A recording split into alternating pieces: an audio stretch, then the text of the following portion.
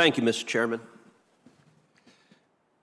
For 8 years under Barack Obama, the Department of Justice was politicized and weaponized. When you came before this committee in your confirmation hearing, you promised things would be different. I asked you specifically, quote, will you commit to this committee that under your leadership, the Department of Justice will not target the political opponents of this administration? Here was your answer, quote, absolutely. It's totally inappropriate for the department to target any individual because of their politics or their position in a campaign. That was your promise just a few months ago. I'm sorry to say you have broken that promise. There is a difference between law and politics. And General Garland, you know the difference between law and politics. Law is based on facts. It is impartial.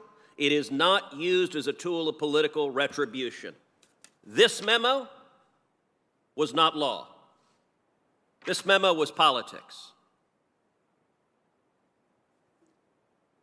On Wednesday, September 29th, the National School Board Association wrote a letter to the President asking the President to use the Department of Justice to target parents that were upset at critical race theory, that were upset at mask mandates in schools, to target them as domestic terrorists. On the face of the letter was in repeated consultation with the White House, in explicit political consultation with the White House. That was on Wednesday, September 29th. 5 days later, on Monday, so right after the weekend, boom, you pop out a memo, giving them exactly what they want. Now, by the way, I understand that. In politics, that happens all the time. An important special interest wants something. Sir, yes, sir. We're going to listen to them. Let me ask you something, General Garland. In the letter, which you told the House of Representatives was the basis for this abusive memo targeting parents, how many incidents are cited in that memo? I have to look back through the memo. I can't count it. You don't know. How many of them were violent? Again, the general report... How many of them were violent? Do you know? I don't know. You don't know. And there's a reason you don't know. Because you didn't care, and nobody in your office cared to find out. I did a quick count just sitting here. During this hearing, I counted 20 incidents cited. Of the 20, 15 on their face are nonviolent. They involve things like insults. They involve a Nazi salute. That's one of the examples. My God, a parent did a Nazi salute at a school board because he thought the policies were oppressive. General Garland is doing a Nazi salute at an elected official. Is that protected by the First Amendment? Yes, it is. Okay. 15 of the 20 on the face of it are not violent. They're not threats of violence. They're parents who are unhappy. Yet, miraculously, when you write a memo, the opening line of your memo, in recent months, there has been a disturbing spike in harassment, intimidation, and threats of violence. You know what? You didn't look, and nobody on your staff looked. Did you even look up the 20 instances? As I testified, the decision to send a memo is for an assessment. Did you look up the 20 instances? I did not read. Did anyone on your staff look them up? I don't know the answer, but it's not But of the course memo. you don't. And General, there's a reason. Look, you started your career as a law clerk to Justice Brennan. You've had many law clerks during the year, during your time as a judge. I was a clerk to Chief Justice Rehnquist. I'll tell you what, if I drafted an opinion for the Chief Justice and walked in and it said, there's a disturbing pattern of violence, well, Ted, how do you know that? Well, I got an amicus brief here who claims it. You would fire a law clerk who did that. You're the Attorney General of the United States. This was not a tweet you sent. This is a memo to the Federal Bureau of Investigations saying, go investigate parents as domestic terrorists. That is not what the memo says at all. It does not. Is it what the letter says? That is not what. Is it what the letter says?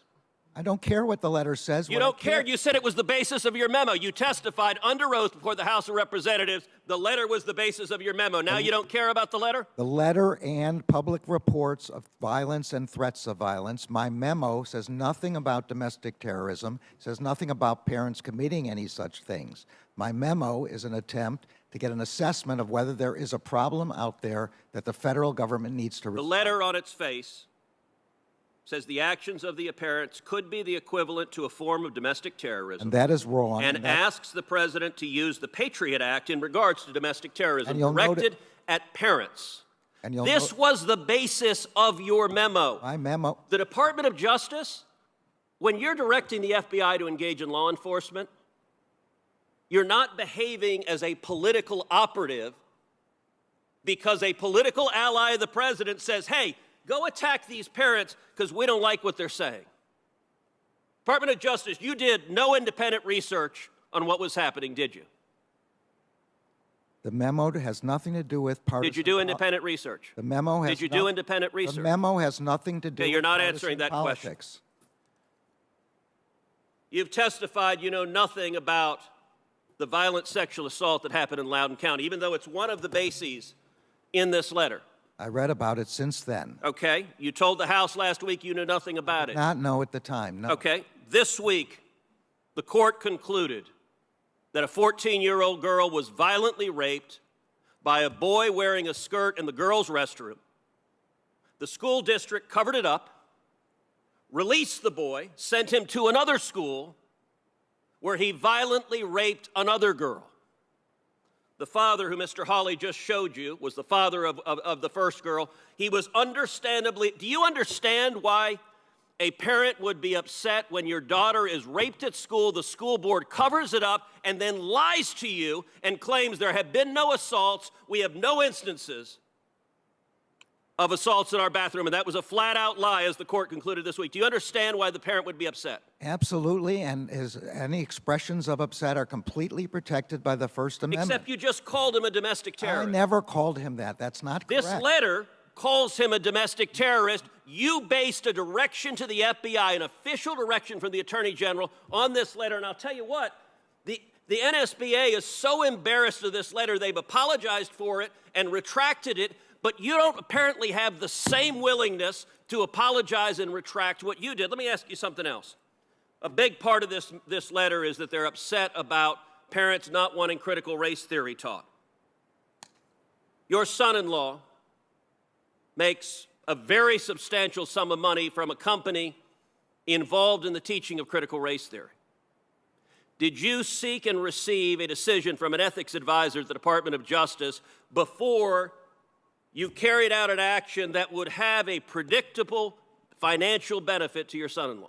This memorandum is aimed at violence and threats of I just asked a question. Did you seek an ethics opinion? It has no predictable effect. Did you seek an ethics opinion? It has no predictable. Did you seek an ethics opinion? Judge, you know how to ask questions and answer them. Did you seek an ethics opinion? You asked me whether I sought an ethics opinion about something that would have a predictable effect on something. This has no predictable effect in the way that you're talking about. So if critical race theory is taught in more schools, does your son-in-law make more money? This memo has nothing. If critical race theory is taught in more schools, does your son-in-law make more money? Yes or no? This memorandum has nothing to do with critical race theory. Will you answer if you sought an ethics kind opinion? of curriculum. Will you answer if you sought an ethics I am opinion? answering the best I can. Yes or no? Did you seek an ethics opinion? This memorandum has Did nothing. you seek an ethics opinion? This memorandum has nothing to do with. General, are you race refusing theory. to answer if you sought an ethics I am opinion? telling you that there's no possible. So you're saying no. Just answer it directly. You know how to answer a question directly. Did you seek an ethics opinion? I'm telling you that if I thought there was any reason to believe there was a conflict of interest, I would do that. But I cannot. Why do you imagine refuse to answer a the question? conflict Why of won't you interest. just say no?